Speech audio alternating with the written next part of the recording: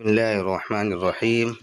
سبق نمبر 12 تعویل الرؤیا، خواب کی تعبیر۔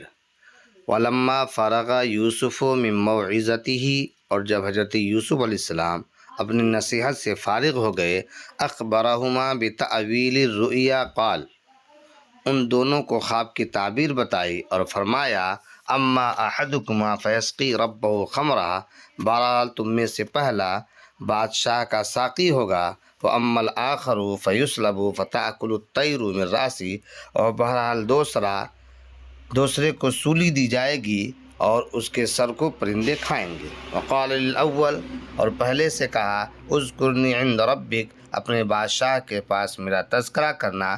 وَخَرَجَ الرَّجُلَانِ، اور دونوں شخص نکلے، فَكَانَ الْأَوَّلُ سَاقِيًا لِلْمَلِكِ، چنانچہ پہلے شخص بادشاہ کا ساقی ہو گیا، وَسُلِبَ الْآخَرُ، اور دوسرے کو سولی دے دی گئی۔